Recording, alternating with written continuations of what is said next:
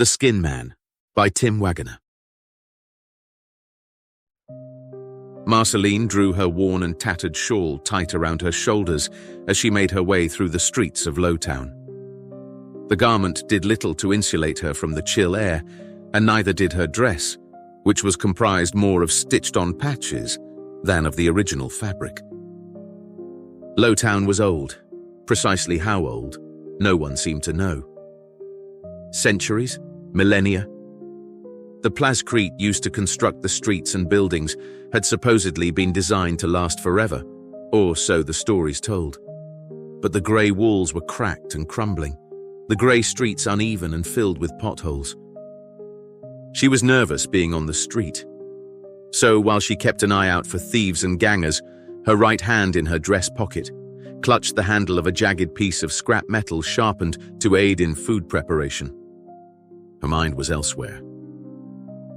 She missed Cole desperately, and while she knew her husband could take care of himself, he'd never been away for so long on a scavenging run. A couple of days, yes, 3 at the most. But 6.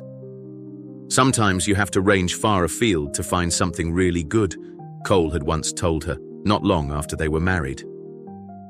And if that happens, I might be gone for several days. But I'll never go too far, my love, I promise. Perhaps that was all that had happened this time. Cole had got wind of an item too good to pass up, one located farther afield than he'd ever gone before. He might be home any day. He could even be home right now, playing with Zach and Bethan, and wondering where his wife was. But she couldn't escape the feeling that something had happened to him, something awful. She wasn't alone on the street. Men and women, along with a few children, the latter mostly unsupervised, were out. Everyone was rail thin. Food was too hard to come by to waste by overeating. And if anyone did overindulge, they were liable to be killed for taking too much of the community's resources for themselves by angry relatives and neighbors who would cut them up, cook them up, and then swallow them down. Marceline had an uncle who had gone that way, a greedy, selfish man. She'd never liked the taste of human flesh, but she had to admit he hadn't been half bad. She remembered the tale as her father had told it to her. Our world is only one of many planets in a vast galaxy. People came here from elsewhere, settled it in the name of their eternal emperor, and here they fought to hold back terrible beasts that spilled through cracks in reality. In time, those before won that fight, or so they thought, and they departed for other worlds, other battles. Some chose to remain on our world. Although many were simply forgotten and abandoned, their services no longer needed by the Imperium. Those who remained did their best to survive, but they soon discovered that remnants of the Great Darkness remained as well, and the creatures it spawned hated them and sought to dominate them in every way, physically, mentally, and spiritually. Thus it was, and thus it still is. We who remain wait, in the hope that one day the Emperor's forces will return to save us. But until that day, we must always be on our guard, wary and watchful for signs of the Great Darkness at work. So I tell you, and so one day you will tell your own children, Emperor willing. A yellowish haze hung above Lowtown, diffusing the sun's light. As Marceline approached the open-air market known as the Crossroads, she heard only the quiet murmur of subdued conversation. No one called out to customers, extolling the virtues of their wares, exhorting passers-by to stop and look at the rare and astounding wonders they offered. In Lowtown, being loud could attract the notice of the things that dwelled within the ruins, things hungrier and deadlier than any human. It was, in short, an excellent way to find one's self in an early grave. Now that Marceline had reached the crossroads, she relaxed a little. In Lowtown there was safety, relatively speaking, in numbers. Plus, the crossroads was considered neutral territory, and the street gangers that vied for control of the city left it alone for the most part. Thus, there was almost never any trouble here. The citizens of Lowtown paid for goods and labor one of two ways: either by using old coins, money minted by those before, their metal surfaces long since worn smooth by centuries of handling, or through barter. Of the two, barter was preferred, as it held a tangible value that old coins did not. The seller who most often purchased Cole's goods was Derek Garvin, an aggressive salesman several years younger than Cole. Derek was the kind of man who refused to take no for an answer. Marceline had met him several times, and she didn't much like the man. But she thought if anyone at the crossroads might know anything about Cole's whereabouts, it would be him. Reluctantly, she approached his stall, where he was haggling with a red-bearded man over a metal panel that had been twisted out of shape. Word is that this was once part of the holy armor worn by one of the Emperor's angels. You can see how strong it is. Derek rapped the plate with his knuckle, and while the metal was thin, it gave a solid thunk, as if it was much larger and heavier than it looked. She waited until Derek had completed his business with the red-bearded man who, after some haggling, paid 2 old coins for the metal panel. Once the man left with his purchase, Marceline approached Derek's stall. It held an eclectic mix of odds and ends, objects from the time of those before, some fragmentary, some whole. The original purpose of most, a mystery. Derek's face broke into a broad smile when he saw her approach. He was taller than Cole by half a head, and his blonde hair was always neatly trimmed. He was handsome in a sharp, severe way. Marceline had never been among his admirers, however. Marceline! What a wonderful surprise! What brings you to the crossroads on such a fine day? Dare I hope that you've come specially to pay me a visit? His voice was grating, his words tinged with mockery. She ignored them and got straight to the point. Have you seen Cole? Derek's tone became teasing. I usually see quite a bit of him. Marceline had to control her temper so she wouldn't snap at him. I mean recently. Why? Hasn't he been home lately? She didn't want to tell Derek more than she had to, but she needed his cooperation. He's been gone for 6 days. It's longer than he's ever been away before. I see. That is troubling. Do you fear some ill might have befallen him? What a stupid question. Of course you do. No one would remain away from a wife as lovely as you any longer than absolutely necessary. Please, Marceline said. if you know anything. Derek sighed and dropped the showman patter. I haven't seen him since the last time he brought me something. A few lengths of copper pipe. Good quality stuff. That was... He thought for a moment. 10 days ago, maybe? He hasn't been around since, and I've been here every day. Marceline felt her stomach drop. She'd convinced herself that someone at the crossroads could give her information regarding Cole's whereabouts. But now it seemed as if she'd only been fooling herself, clinging to a false hope, to avoid having to think that Cole had been hurt, or even worse. You know, if by chance Cole doesn't return, you and your 2 little ones will need someone to look after you. I make a good living, and I would be honored to share the fruit of my labor with you. As well as my bed, of course. Marceline was so flabbergasted by Derek's sudden offer that at first she didn't know how to respond.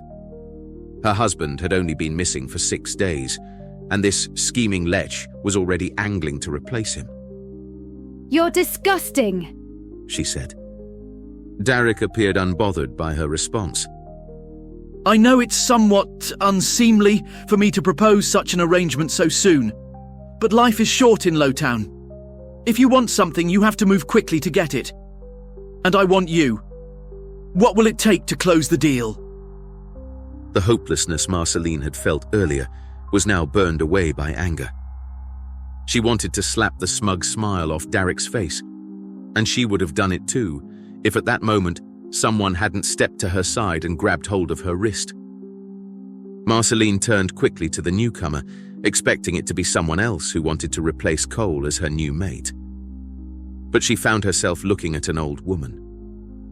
She was hunched over, her spine twisted in knots, skin as pale and rough as a lizard's belly, and dotted with patches of angry red rash.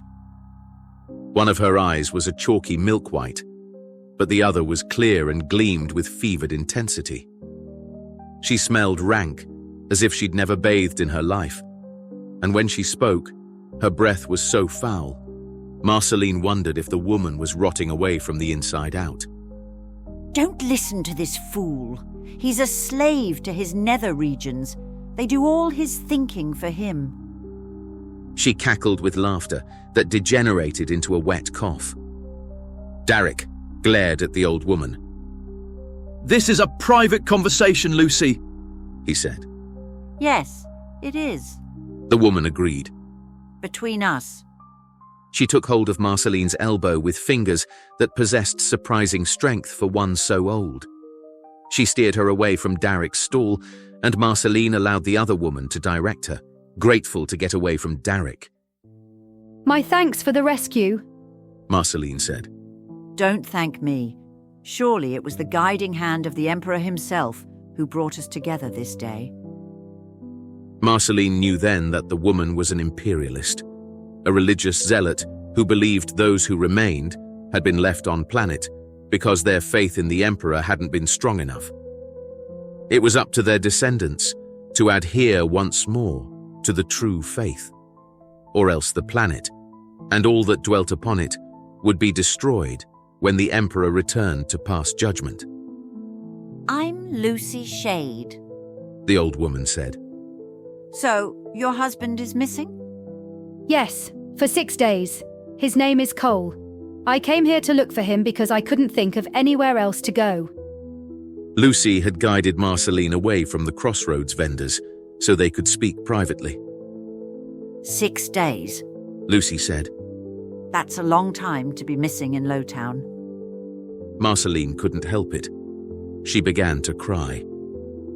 Lucy took Marceline's hand and patted it gently. There. Everything will be all right. One way or another. It's all part of the Emperor's grand design. Marceline wasn't religious. But if there was an Emperor, and Cole's disappearance was part of his plan, she wanted nothing to do with him. Lucy continued speaking. I know your husband. I tried to get him to pledge his soul to the Emperor many times. Like most, he refused to listen to me, but at least he was polite about it. He never spat on me or struck me. She shot a dark look in Derek's direction. Unlike some, I spoke with Cole the last time he was here. He told me he'd had a run of bad luck lately scavenging in his usual places, so he decided to try his luck somewhere new. Marceline didn't like where this was going.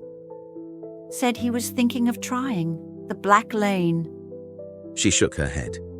The fool. Marceline had no reaction to Lucy's words at first. The idea was so ridiculous that she couldn't conceive of Cole even contemplating doing something so insanely dangerous, let alone actually doing it. Of all the places in Lowtown that were tainted by darkness, the Black Lane was the worst. No one would ever go there willingly, not unless they were desperate. Marceline remembered Cole apologizing for how their meals had been on the meager side lately, what with Bethan's green fever medicine costing so much. He'd said it was just a dry spell, that things would pick up soon. He'd promised. I don't know for certain that's where he went, but if he did, Lucy said. The old woman didn't need to finish her thought. The implication was clear. Marceline shook her head. Cole and I have known each other since we were children. We married as soon as we came of age. We've only ever loved each other. If something had happened to him, if he was... She couldn't bring herself to say dead. Hurt, I would know it. I'd feel it. Instead of dismissing Marceline's words, Lucy looked at her for several moments, as if trying to gauge the sincerity of her claim. Finally, she said, I believe you. But whatever has happened to Cole, it's preventing him from returning to you on his own. That's why I'm going to go help him, Marceline said. You're going to the Black Lane too? You're as mad as your husband. Only a fool would venture into the Skin Man's domain. A memory came to Marceline then, her mama's voice, telling her a bedtime tale. According to legend, the Skin Man is a creature left over from the time of the Great Wars. Once he was a human, tasked with harvesting body parts from the living for transplant into wounded soldiers, so they could continue fighting in the Emperor's holy name. But this man became tainted by the darkness that ravaged our world and was transformed into a monstrous, tainted thing. He wears a ragged cloak, which barely conceals the obscenity of his rotted body. He exists in a state of perpetual decomposition, and he collects replacement parts from anyone unlucky enough to cross his path. This creature, and others like him, are why you should never, ever venture into the Black Lane. Or so Marceline had been told. If you do go, please be careful. She gave Marceline a toothless smile. You're a nice girl for a godless heretic. Marceline had never been to the Black Lane before. The closest she had ever come was when she and Cole were children. The group of kids they ran with would dare each other to see who was brave enough to go near the Black Lane. And she and Cole always won, coming within several streets of it, but only during the day. Even that close, Marceline had been able to feel a profound sense of wrongness, as if reality itself was ill, and she heard soft, almost inaudible whispers in her ears, speaking of foul things in a language she only half understood. She would have nightmares for weeks afterwards, dreams of partially glimpsed figures running through shadows, coming for her with ebony claws and night-black teeth. Eventually, she refused to play the game anymore, and without her, Cole wouldn't play either. After a while, the nightmares lessened in frequency and intensity, but she still had one now and again, even after all this time. So she knew the way to the Black Lane, and it took her only an hour's walk to reach it from the crossroads. As she drew close, she once again experienced that sense of wrongness, of violation, and she heard the whispers. They were louder now, more distinct, and she was able to understand more of what they said. They urged her to keep going, to come to them, to stay and play. Lowtown was never warm, but the air here was cold in a different way. Instead of seeping into your skin and bones from the outside in, it began deep within your body and worked its way outwards until you felt as if your blood had turned to ice water in your veins. She shivered uncontrollably as she walked, and she had to fight to keep her teeth from constantly chattering. Was this all the effect of the darkness ahead, or was some of it due to her body attempting to warn her of the danger she was approaching? She didn't know, and she supposed it didn't matter.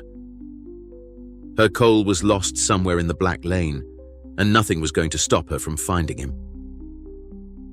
There were no street signs to indicate when she crossed over into the Black Lane, no clear line of demarcation to say she had left behind the normal reality of Lowtown and entered the darkness.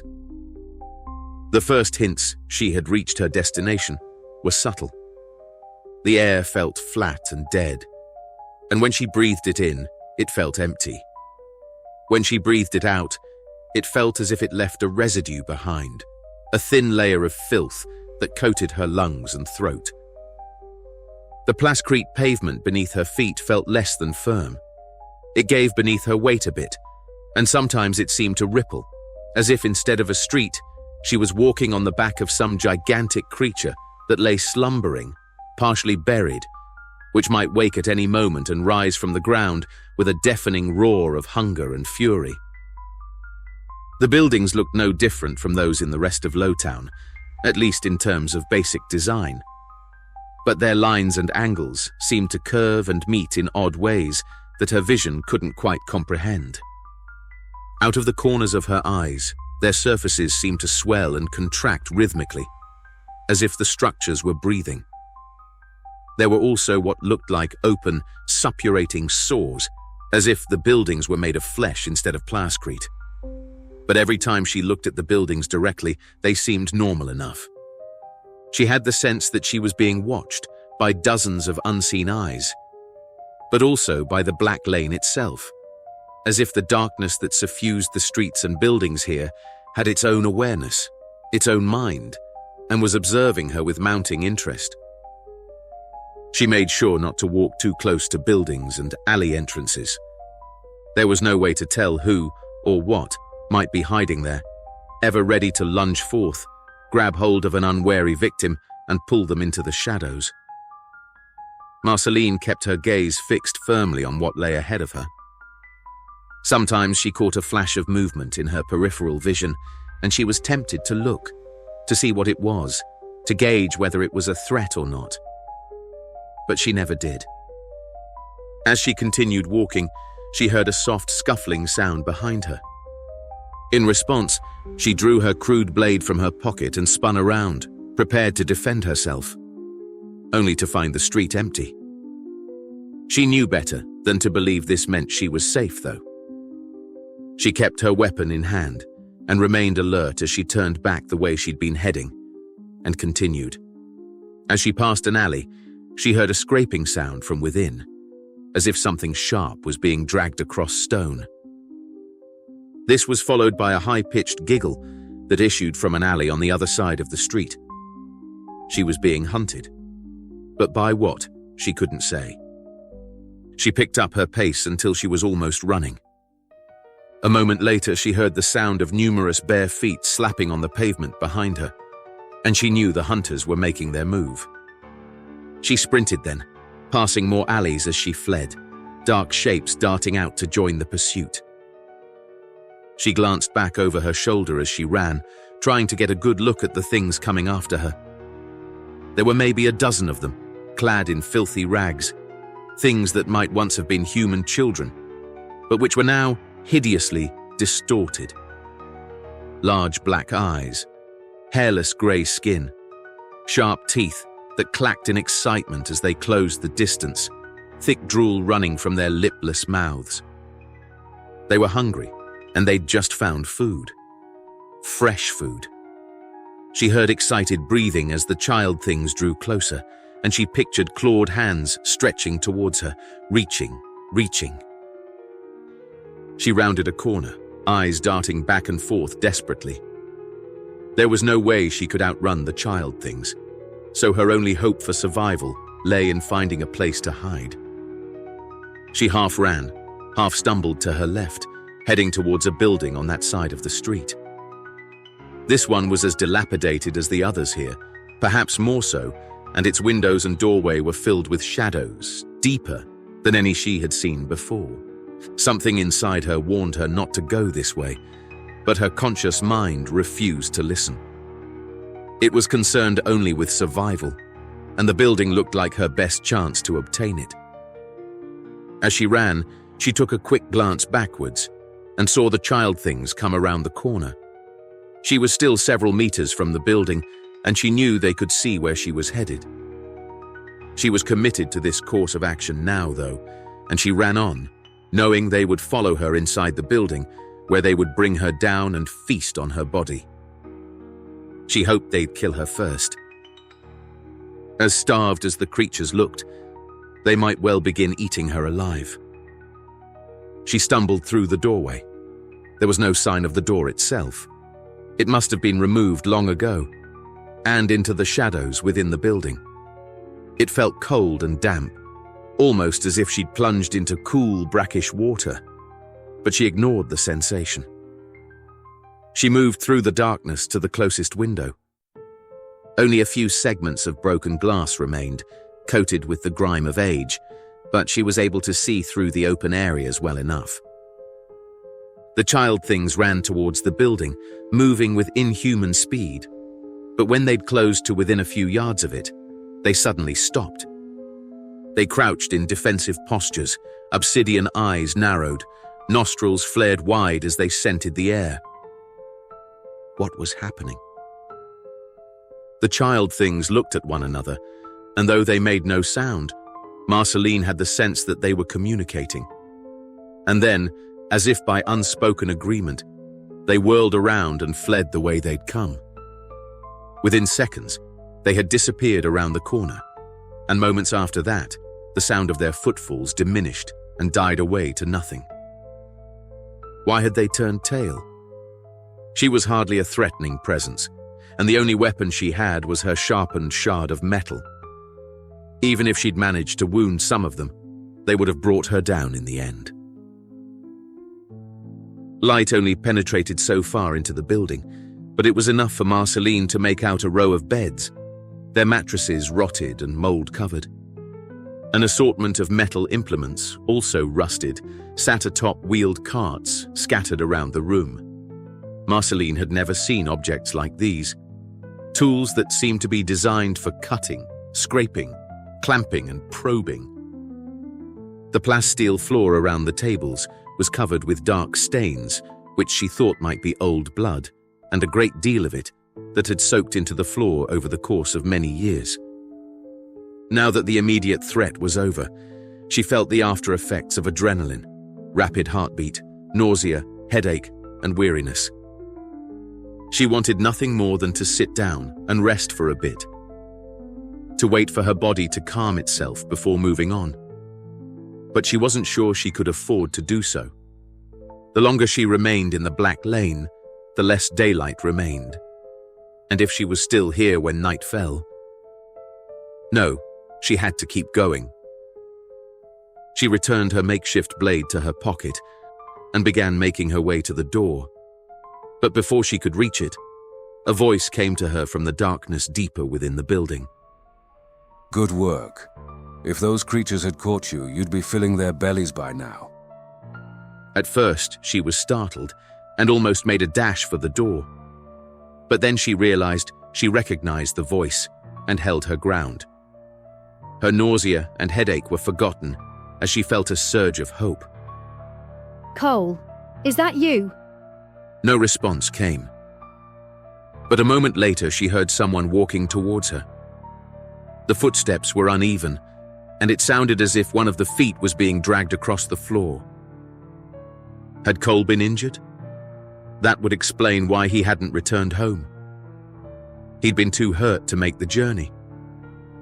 But she was here now, and she could help him. Not much light filtered through the open doorway and broken windows, but it was enough to allow Marceline to see the figure coming towards her. At first, it was a silhouette, a shadow among shadows. But as it drew closer, she was increasingly able to make out more detail. The figure was tall, but lopsided. The right shoulder raised much higher than the left. One arm was thicker and longer than another, and its legs were similarly mismatched, which accounted for its strained, shuffling gait. The figure was garbed in a tattered black hooded cloak, making it seem as if it was garbed in shadow. The hood concealed the figure's face, but its hands were uncovered, and when it came close enough, she could see that one hand possessed long, spidery fingers, while the other had short, stubby ones. The skin on that hand was mottled, dry and cracked, and bones were visible in several places. The smell hit her then, a solid wall of stink that seemed to strike with almost physical force. It was the smell of rot and corruption, decay and disease. And if she'd eaten anything recently, she would have vomited it all out. As it was, her gorge rose, and she felt the burn of stomach acid at the back of her throat. Whatever this thing was, it wasn't Cole. It couldn't be, unless something had happened to him in the Black Lane, something that had changed him into such a loathsome thing that he'd stayed hidden here rather than return to his wife and children. She didn't care how he looked, though. She loved him for who he was inside, not for his physical appearance. Whatever had happened to him, they would try to find a way to fix it. And if that wasn't possible, they would find a way to live with it. She took a step towards the being that she thought was her husband, but the creature reached up with its long-fingered hand and drew back the cloak's hood. The face that was revealed was so monstrous that Marceline froze in place and stared at its horrible features in disbelief. The face was an amalgamation of different parts, put together like some sort of grotesque puzzle. The eyes were different colors, and the nose had a line running down the middle, as if it had been made from sealing two separate halves together. The lips didn't match. The lower was feminine, thicker and redder than the upper, which was a thin masculine line. The mouth was open, the jaw set at an odd angle, and she could see the teeth were as mismatched as the rest of the thing's face. There were molars at the front, canines at the back, their random placement making the mouth look like it belonged to some sort of monstrous beast rather than anything remotely human. The creature was bald, and as with the nose, there were lines, no, seams, she thought, all over the top of the head, the face, and the neck. The skin ranged from light to dark, making the head resemble a quilt stitched together from human flesh. The ears were the least matched of all. One was tiny and pink-skinned, an infant's ear, while the other was large, wrinkled and liver-spotted. The creature was touched by rot and decay all over, flesh greyish-green in places, patches of skin in the process of peeling off. The rot was worst on its stubby-fingered hand. Barely any flesh remained, leaving it mostly bone.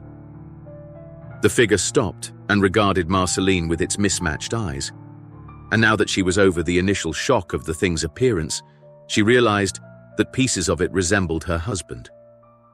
The right eye was blue, like coals, and the left half of the nose resembled his too. The upper lip, and perhaps the left cheekbone too? Yes, she thought so. She looked into that blue eye, and she thought she could see her husband in there, trapped and screaming for release. Do you know who I am, child? Cole's voice again, but the cadence of the words wasn't his, and there was none of her husband's cheerful warmth in its tone. She had no idea who or what this thing in front of her could be, and when several moments passed without her answering the patchwork creature's question, it spoke once more in that voice, which was both so like and so unlike Cole's. Has it been so long that no one remembers the stories about me? Have those who remain forgotten the great service I did for this world? Marceline knew then. You're the Skin Man. The creature's lopsided smile was horrible to behold. So I am remembered. This pleases me. The Skin Man took a single shuffle step towards her. Every fibre of Marceline's being screamed for her to turn and flee this distorted apparition, but she stood her ground. Parts of him resembled Cole, and she needed to know why. Why have you come to the Black Lane, child? The Skin Man asked. Are you so weary of life that you seek an end to it? Do you think so little of your soul that you're willing to risk it so carelessly? Marceline forced herself to meet the Skin Man's gaze as she answered. My husband is a scavenger. He came here 6 days ago looking for rare items he could sell. He didn't return, so I came looking for him. The Skin Man regarded her for a long moment, as if weighing her words. You are either very brave or very foolish. The creature's mismatched lips stretched into a twisted smile. Perhaps both. You must love your husband deeply to put yourself in so much danger to find him. She focused on the parts of the Skin Man that resembled Cole. I do. And what would you give to have him return to you? The Skin Man's tone became sly. What would you sacrifice? She didn't hesitate. Anything. The Skin Man drew in a sharp breath and then released it slowly. As you see, I have encountered your husband. He is now part of me, or perhaps I should say parts of me. But I may be able to arrange his return to you. Would this be something you desire? Yes, very much so. The Skin Man nodded, the vertebrae in his neck making loud cracking sounds, as if his head wasn't firmly attached. For a moment she feared the head might fall off and land on the floor at her feet, but it remained in place. Then, give me your left hand. Despite her declaration that she would do anything to have Cole back, she hesitated. But then she did as the Skin Man commanded. Her hand trembled, but she did not withdraw it. The Skin Man moved far more swiftly than she thought him capable of. He wrapped the skeletal fingers of his own left hand around her wrist, clamped his right hand onto the back of hers, and then pulled. The pain was beyond anything Marceline had ever experienced, including the pain of childbirth. She heard a high-pitched scream of agony, so loud and shrill it seemed to slice the air like the sharpest of knives. It took her a couple of seconds to realize the scream was hers. Blood gushed from the ragged stump where her hand had been attached to her body, splattering onto the floor like thick red rain. As she watched, the Skin Man's left hand, the one with the stubby fingers, crumbled away to dust, and he placed her hand near the dry stump of his arm. Fleshy tendrils extruded from the stump, wrapped around the hand, and pulled it tight against the Skin Man's arm. Once the two ends were pressed together, the tendrils wrapped around the wrist and merged with the skin, fusing the part together, leaving behind only a bloodless line of scar tissue. It was like watching a wound heal at an impossibly accelerated rate. The Skin Man lifted his new hand in front of his face and admired it, flexing the fingers, turning it back and forth, getting the feel of it. I think it suits me, don't you? Marceline pressed her stump against her body in a vain attempt to stop the bleeding. She felt woozy, lightheaded from shock and blood loss. You'll need to cauterize that. The Skin Man gestured with his new hand, and several yards away, yellow-orange flames burst into life.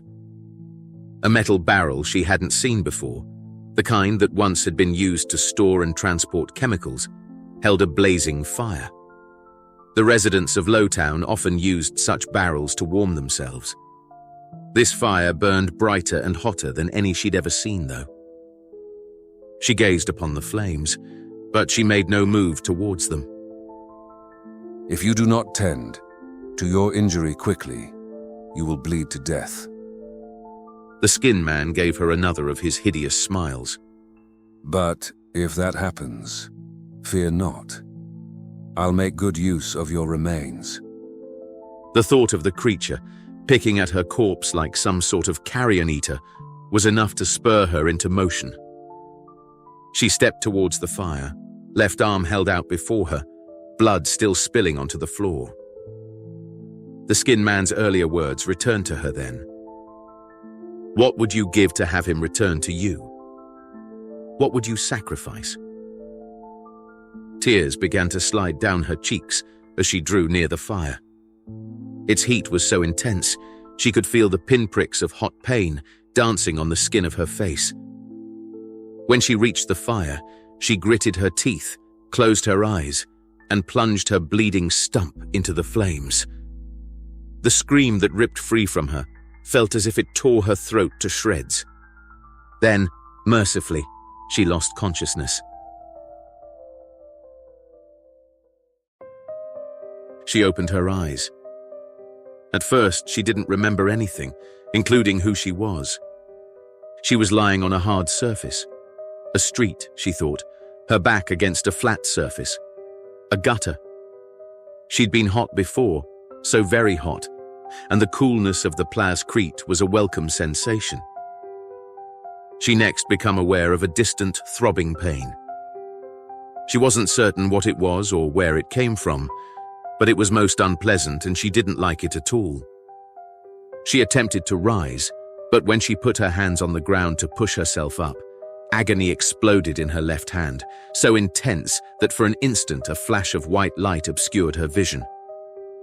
The pain cleared her mind and restored her memory. She was Marceline, and she'd gone to the Black Lane in search of her husband. Instead, she had found the Skin Man. Using only her right hand, she pushed herself into a sitting position. She then looked at her left hand, or rather the charred nub of flesh where her hand had once been.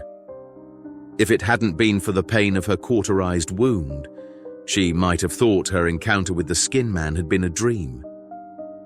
She didn't know how long she'd been unconscious, or how she'd got out here on the street, but she jumped to her feet in sudden alarm.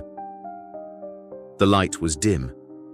It was dusk, and that meant the darkest things that inhabited the Black Lane would soon emerge from their daytime lairs to fill the streets in search of prey.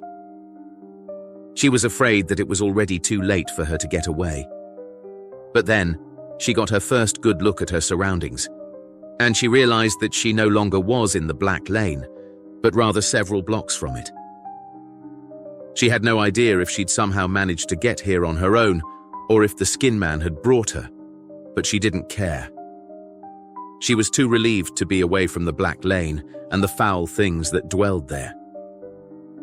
She heard the Skin Man's voice, Cole's voice, in her mind then. A memory she only now recalled, or a message he was somehow sending to her from afar. It didn't matter. What mattered were the words themselves.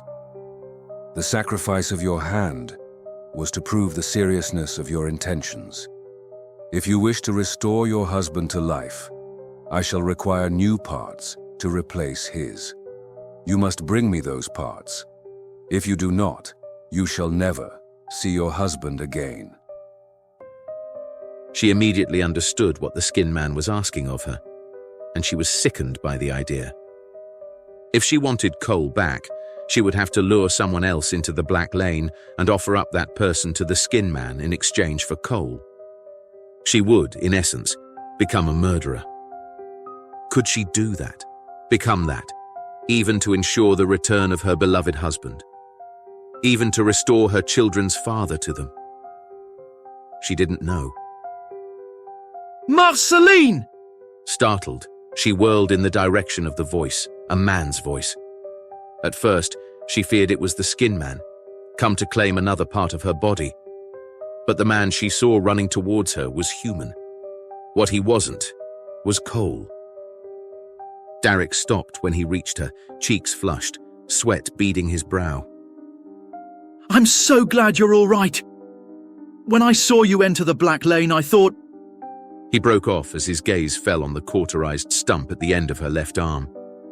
His eyes widened, and when he looked at her again, she saw he was afraid.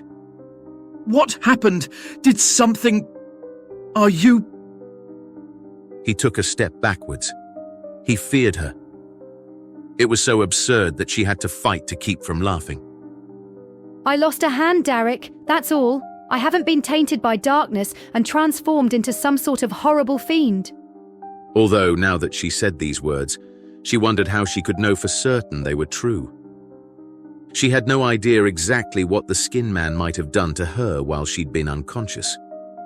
But aside from the pain in her stump, she felt normal enough. A thought occurred to her then, and she frowned. What are you doing here? You're a long way from the crossroads. Derek looked as if he hadn't made up his mind whether she was a threat, but he didn't attempt to flee. After you left the crossroads, I closed up my stall and followed you.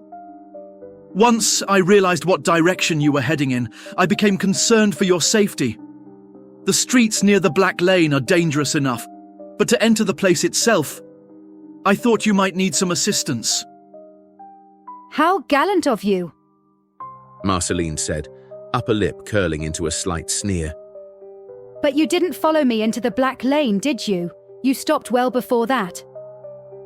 Derek's silence was all the confirmation that Marceline needed. And I wager you were less interested in helping me than you were catching up to me and doing what you've only fantasized about until now. Again, silence. Only now his cheeks reddened in embarrassment or anger. Perhaps some of both. Marceline went on. What did you do after you saw me enter the Black Lane? Did you wait around, hoping that when I returned, if I returned, you could play the concerned would-be suitor and get into my good graces? Or did you hope that when I returned, I wouldn't be in my right mind and I'd be defenseless against your advances? Derek continued holding his tongue, but she saw no hint of embarrassment on his face now. She saw only anger well on its way to becoming rage. And then, before she knew it was happening, Derek backhanded her across the face. She stumbled to the side, but didn't go down. The right side of her face felt hot, the skin tight, but it was nothing compared to the pain the skin man had inflicted. You think you're so much better than me, Derek said. You and Cole both. I barely made a profit off the useless junk your husband brought me to sell. There was only ever one thing he had that I truly wanted. You. He gave her a smug smile then. That's why I suggested Cole try scavenging in the Black Lane. I figured at worst he might bring me something worth buying for a change, and at best something nasty would catch hold of him and he'd never return. I've wanted you for so long, and when you approached my stall today, he shrugged. I decided to seize the moment. Marceline was stunned. Not because Derek wanted her. Every time she'd seen him, she had felt his eyes roam across her body. She wasn't even surprised that the man had schemed to eliminate her husband. Derek was a selfish man who didn't care who got hurt as long as his desires were fulfilled. She was surprised that her poor, sweet Cole had been foolish enough to listen to Derek's suggestion that he scavenge in the Black Lane.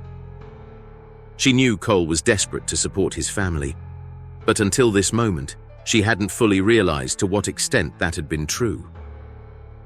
Derek stepped forward and grabbed her left arm. With a look of disgust, he examined the cauterized stump more closely. An unfortunate flaw, but one that can be overlooked. He displayed his teeth with a grin. Assuming all your other parts are intact.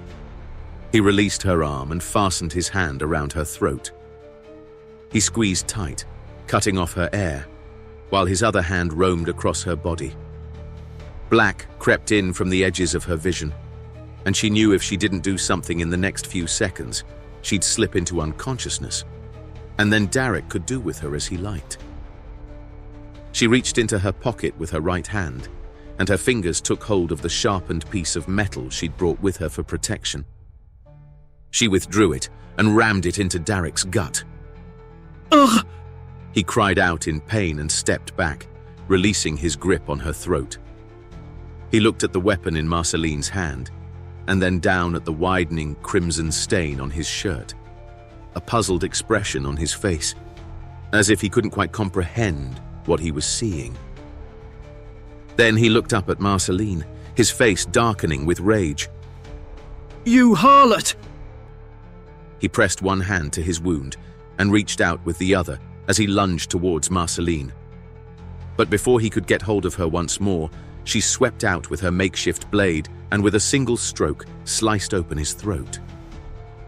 Blood poured from this new wound, and he reached up with both hands, stomach injury forgotten, and pressed them to his neck in a futile attempt to hold back the crimson flood. His face paled, and he looked at Marceline, eyes unreadable. He opened his mouth as if to say something, but all that came out was more blood. He swayed, took 2 steps to his right, and then collapsed to the ground and lay motionless, eyes wide and staring. Sometime later, Marceline stood outside the building where she'd encountered the Skin Man. Skin Man! She called. She was tired, sore and sweaty from having dragged Derek's body all this way. It was nearly dark now, and it took a moment for her to see a section of shadow detach itself from the rest inside the building and come towards her. The Skin Man stepped outside and stopped when he reached Marceline. He gazed down at Derek's body for a moment, then sighed. What a waste of perfectly good blood. Marceline turned towards the conglomerate creature. Is he an appropriate substitute for my husband? She asked. The skin man looked at Derek's corpse, considering. Then his mismatched lips gave their lopsided smile. He'll do. A tendril of darkness extruded from the ragged hem of the skin man's robe, if indeed it was a robe at all, and snaked across the ground towards Derek's body. The tendril wrapped around the dead man's ankles and pulled itself taut. The skin man then turned and began making his way back towards the building, pulling Derek's corpse along after him.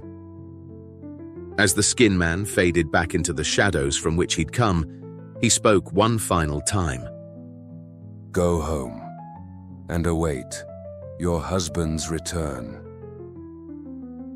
New sounds emerged from the building then, the tearing of flesh from bone, the wet sound of organs being removed from a body cavity. Marceline turned away and ran towards home. She did not look back. A couple of hours passed before she reached her home. As she entered the small room that served as both kitchen and main living area, she saw Zach and Bethan sitting at the simple wooden table in the middle of the room, a burning lantern on its surface, the sole illumination in the place. The children's heads were down on the table, their hands spread out beside them. They were both fast asleep. She stood and watched them for a time. Both of them favored Cole. They had his same mahogany hair. And she thought of how happy they would be to see their father again. If she'd still possessed both her hands, she might have attempted to pick them up one at a time and carry them to their sleeping pallets in one of the two smaller rooms adjacent to the main one. But she didn't, so she roused first Bethan and then Zach and led them to their beds. They were so sleepy, they barely registered her presence, and soon as they lay down, they were fast asleep once more. The poor dears had been through so much these past 6 days, worrying about their father. But soon their worries would be over, she thought. Marceline returned to the main room. She was too excited to sleep, so she screwed one of their last promethium canisters to the stove Cole had built to warm the place up a bit. She then set about inventorying their meager stores, trying to determine what she might be able to make for a celebratory breakfast to welcome Cole home. By the time morning came, Marceline had breakfast going. After selecting her ingredients, bone meal and some Grox jerky she boiled to soften, she'd sat at the table facing the door, waiting. The cooking smells woke the children. They shuffled from their room, yawning and rubbing their eyes. When they saw her, though, they came instantly awake and rushed over to the table to hug her. You were gone so long, Bethan said. We were afraid you wouldn't come back. Marceline wrapped her arms around her babies and lowered her head down to theirs, inhaling the sweet scent of them. Mother, what happened to your hand? Bethan said, alarmed. Marceline released them and sat up. She held out her left arm to give the children a good look at her stump. The flesh was still blackened and sore, and it had begun suppurating in places. It still hurt, but Marceline didn't care about the pain. It would lessen as she healed. Besides, a little pain was a small price to pay for Cole's return. I had an accident, but I'll be all right. She almost added, it looks worse than it is, but even the children, young as they were, would have known it for the lie it was. I've got a surprise for the two of you, she said. We're going to have a hot breakfast. Bethan said, excited. Hot meals were a treat. They usually had to make do with cold hardtack and thin gruel. That's one part of it, Marceline said. but the other part, the best part, is that your father... The front door began to slowly open. Marceline smiled. is home. Marceline and the children watched the door open the rest of the way. A familiar silhouette was framed there, and Marceline felt her heart fill with joy near to bursting. The Skin Man had kept his promise. Cole was back. She stood and started towards her husband, but when Cole stepped inside and she got a good look at him, she stopped and stared. It was her husband, there was no doubt of that, but his pale flesh was crisscrossed with seams, just as the Skin Man's body had been. The Skin Man had reassembled Cole, but it seemed his ability to do so was more limited than Marceline expected. Still, what did it matter what Cole looked like? He was here, alive, and that was what counted. She went to him and put her arms around his neck. We're so glad you've come back to us, my love. Cole didn't speak. His jigsaw face held no expression whatsoever, and she realized his eyes, which looked like a pair of glass orbs, did not blink. Cole? She said, uncertain. He started walking then, and she let go of him and stepped back. He headed for the table, towards the chair that had always been his, movements stiff and awkward. Marceline had once seen a puppeteer put on a show during a Departure Day festival. He'd worked wooden, jointed puppets, causing them to move as if they were alive by pulling strings attached to their various body parts. Cole looked like that to her now, a dead thing, given only the illusion of life by someone else's trickery. Cole reached the table. He stopped, swayed on his feet for an instant as if he might fall, before pulling his chair out and dropping onto it with a heavy thud. He continued staring ahead without blinking, his face statue still. What's wrong with Daddy? Bethan said, voice small and afraid. In her mind, Marceline heard the Skin Man's voice one last time. You gave me a corpse, so I gave you one, in return. A fair trade. Marceline fought a battle within herself then. It lasted only a few moments, but when it was over, a deep sense of calm settled on her. Maybe things couldn't be the way they were before, but just because they'd be different didn't mean they'd be bad. They could find a way to make this work. That's what families did. They made adjustments, allowances, compromises. Sometimes for practical reasons, but more often for love. And she loved her husband. She had ever since they'd been children. And here he was now, with them, and they would be a family again. The four of them. She'd make certain of it. And that was all that mattered. Marceline, the bright light of madness dancing in her eyes, looked at her children. Your father has returned. Aren't you going to give him a hug? Bethan and Zack exchanged frightened glances. Cole's features remained slack for a moment, then his mouth stretched into a cold, cruel smile. His eyes, however, remained dead and empty. Moving with surprising speed, he wrapped an arm around each of his children and pulled them tight against his body. Zack and Bethan cried out as they writhed and struggled, attempting to free themselves. But he was far too strong, and there was nothing they could do. They began sobbing loudly. Marceline hated to see the children cry, but she told herself it would be all right. Children were extremely adaptable. They simply needed time to adjust, and they would, eventually. She went to her husband and draped her handless arm around his shoulders. Breakfast is almost ready, dear. Welcome home. He didn't reply, of course, didn't acknowledge her words in any way. But that was all right. When two people truly, deeply loved each other, they didn't need words to communicate. She bent down and kissed her husband's cold, dead lips.